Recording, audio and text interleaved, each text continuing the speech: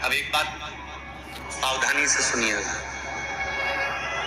शायद शिव महापुराण के माध्यम से अभी तक ये बात सामने नहीं आई, पर शिव पंचायत कथा में आ रही है।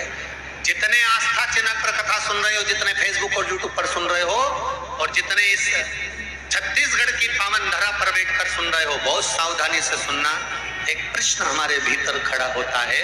जब हम सूर्य नारायण भगवान को अर्घ देते हैं, जल चढ़ाते हैं, तो वो जल पृथ्वी पर जब गिरता है तो उसकी छींटे हमारे शरीर पर लगते हैं। क्या वो ठीक है? क्या वो श्रेष्ठ है? तो शिव महापुराण की कथा कहती है, जब हम सूर्य को अर्घ देते हैं, सूर्य को जल चढ़ाते हैं, वो पानी जब पृथ्वी पर गिरता है, उसके छींटे हमारे शरीर पर लगते हैं, तो वो श्रेष्ठता का भाव निर्मित करते हैं। वो गलत नहीं हो सकता। कारण अब वो भी समझ लीजिए।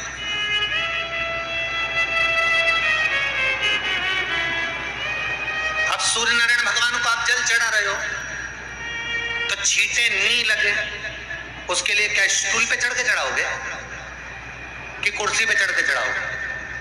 अरे बोलो तो सही। अब कई लोगों के दिमाग में यह बात भरा गई कि हम भगवान को जल चढ़ाते हैं, वो हमारे शरीर में छींटे लगते हैं, जमीन पे से पानी गिरता है, वो हमारे शरीर को छींटे लगते हैं, भगवान को अच्छा नहीं लगता होगा। कौन ने कहा? पहले तो उसको पकड़ के लड़का।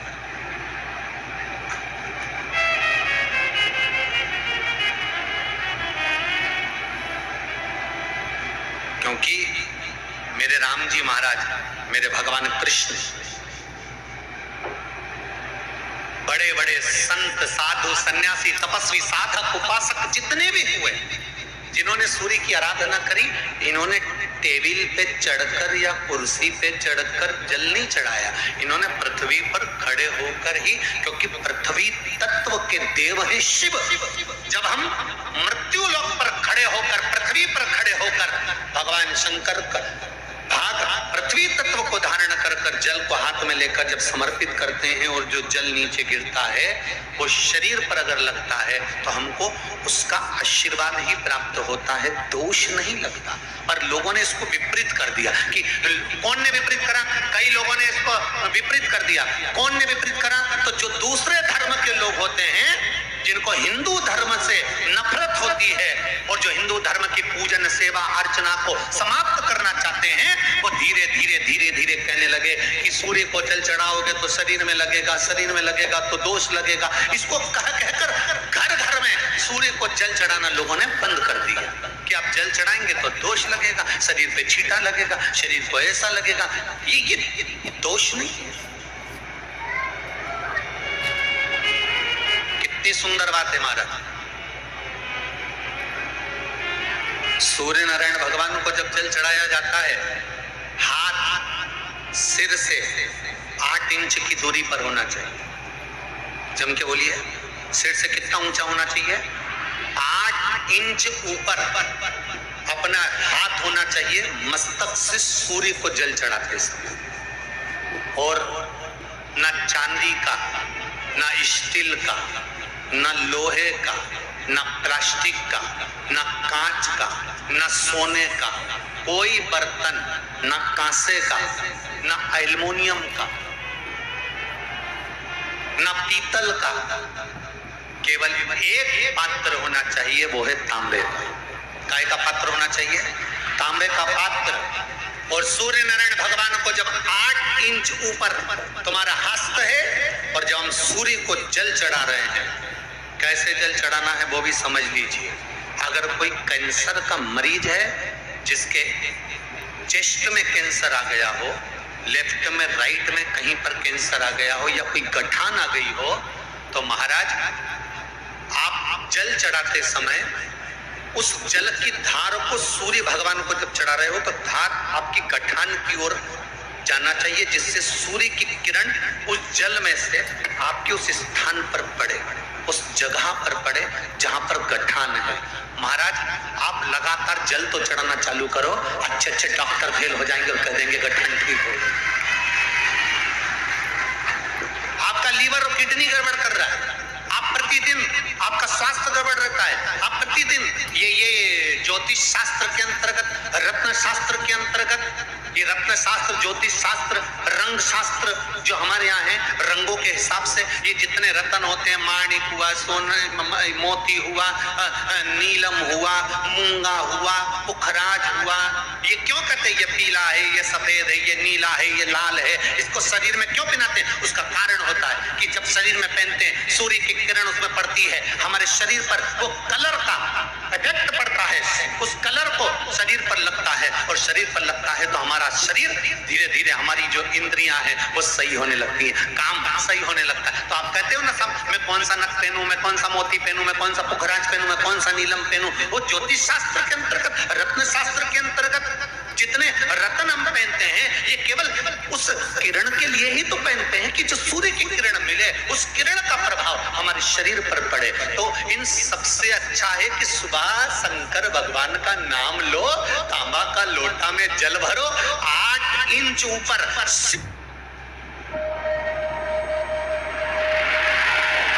It all started from here. सिर से हाथ होना चाहिए, हाथ होना चाहिए, और सूर्य नारायण भगवान का दर्शन साधारण नहीं, जो जल तुम चढ़ा रहे हो, वो जल की जो धार आ रही है उसमें सूर्य का दर्शन होना चाहिए, तो कैंसर की बीमारी कभी नहीं हो सकती। लीवर, किडनी, हार्ट, आपके हार्ट में अगर तकलीफ है, डॉक्टर ने कह दिया कि इसमें नस चौक है, आपको कहीं ना कहीं छल्ला डलेगा, आपको कह दिया इसमें कुछ ना कुछ प्रॉब्लम आ रही है, आप सूर्य को अर्घ देना चालू कर दो, सूर्य को जल चढ़ाना चालू कर दीजिए। आप सूर्य को जल चढ़ाओ, वो जल की जो तरंग आ रही है, वो जल जो निकल कर जा रहा है, उसकी जो किरण आपके हृदय पर, आपकी छाती पर पड़ रही है, नाड़ियों में पड़ रही है, नसों में पड़ रही है, उसका बल देखो तो सही। 1 महीना लगातार चढ़ाओ, तो 15 दिन 20 दिन कर तो देखो। क्यों राम जी महाराज जल चढ़ाते थे, क्यों भगवान कृष्ण जल चढ़ाते थे सूर्य को, क्यों दशरथ जी महाराज जल चढ़ाते थे, क्यों कश्यप ऋषि जल चढ़ाते थे सूर्य को, सारे 33 कोटि देवता, सारे ऋषिवर, साधु संत सन्यासी तपस्वी साधक उपासक सब भगवान सूर्य को अर्घ दिया करते थे। क्यों देते? किस लिए?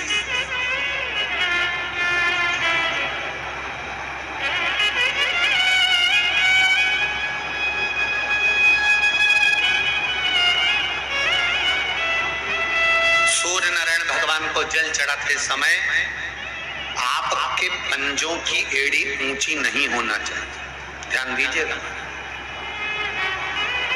आपका पंजा पांव का पूरा की पूरा जमा होना चाहिए भूमि पर। हाथ कितने इंच ऊपर? 8 इंच ऊपर होना चाहिए। जल जो गिरे, सूर्य की किरण, सूर्य का दर्शन उस जल की रोशनी में करना चाहिए। क्या होगा उससे? जिस बच्चे को आंख में चश्मा लगा हो, मोटे से मोटा चश्मा लगा हो, छूट नहीं रहा हो, तो थोड़े दिन उसको सूर्य का अर्घ चढ़वाना चालू कर दो और जल में से सूर्य का दर्शन कराना चालू कर दो। सूर्य का दर्शन जल में से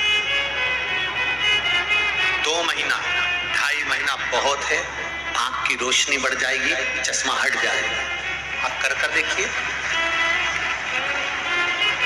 अब एक प्रश्न और खड़ा होता सूर्य को अर्घ देने में। गुरुजी, पंचदेव पंचायत में सूर्य नारायण भगवान शंकर की पंचायत में हैं। सूर्य नारायण को हम फ्लैट में रहते हैं, हम फ्लैट के अंदर रहते हैं, तो हम फ्लैट में रहते हैं, हमारे यहाँ अगर छज्जा नहीं है, हमारे यहाँ जगह नहीं है, तो हम सूर्य को अर्घ कैसे दें? तो महाराज खिड़की तो होगी, अगर घर में प्लेट में पानी ढुलेगा और आप लोग नहीं समेट सकते तो एक बाल्टी रख लो, एक पात्र रख लो, और सूर्य नारायण भगवान को अर्घ देकर रोशनी शरीर पर पड़ना चाहिए। जिंदगी में कभी कोई बड़ी बीमारी नहीं आ सकती। कितने लोग देते हैं सूर्य को अर्घ? जरा हाथ उठाओ। बहुत बढ़िया, बहुत जोरदार। पुरुष लोग भी देते हैं ना, चाहे बच्चे से बच्चा, बच्चों के हाथ में भी 1 लोटा पानी पकड़ा। घर में छोटे बच्चे हो ना, उनको तांबे का लोटा दो, पानी दो, जा बाहर खड़े हो जा, 1 लोटा पानी चढ़ा के आ। पहले दिन आप स्वयं बच्चे के साथ बाहर खड़ी हो, ओटले पर, घर के बाहर खड़ी हो, छत पे खड़ी हो या कोई घर के बाहर खड़ी हो, और बच्चे से कह लो चढ़ाओ बेटा, देखो ऐसा हाथ 8 इंच ऊपर करिए, तांबे का लोटा लेकर पानी धीरे धीरे डोलना है, जैसे वो स्लो मोशन के सीन नहीं होते नाटक में, ये एकदम धीरे धीरे, बस नहीं तो मालूम पड़े छोरा छोरी एक साथ उंडेल के नहीं। जल चढ़ाते समय उस पानी में से सूर्य की किरण पड़ना चाहिए, सूर्य की। एक बात और कहना चाहूंगा, अगर आप लोग स्वीकार करेंगे तो, अगर कहीं आपको लगता हो कि बच्चा पढ़ने में कमजोर है, विद्या में कमजोर है, रिजल्ट अच्छा नहीं आ रहा, पढ़ने में कमजोर है, वो पढ़े अपनी जगह पढ़े, वो कार्य करे अपनी जगह करे, मेहनत करे अपनी जगह करे, बच्चों को कह दो कि कुछ समय के लिए सूर्य को अर्घ देना चालू कर। सूर्य की किरण जहां पर ब्राह्मण या हिंदू धर्म का व्यक्ति मस्तक पर तिलक लगाता है, भुकुटियों के बीच में उस सूर्य की किरण इस भुकुटी के बीच पड़ना चाहिए, परंतु पानी कम से कम ना करते हुए स्लो मोशन में धीरे धीरे गिरना चाहिए, एकदम धीरे धीरे। तो यहाँ एक रेखा सूर्य की किरण से पड़ती है। चंद्रदेव। प्रदीप मिश्रा जी द्वारा दी गई जानकारी अगर आपको पसंद आई हो तो मेरे चैनल लड्डू गोपाल जी के व्लॉगर को लाइक, शेयर और सब्सक्राइब करना ना भूलें। श्री शिवाय नमस्तुभ्यम।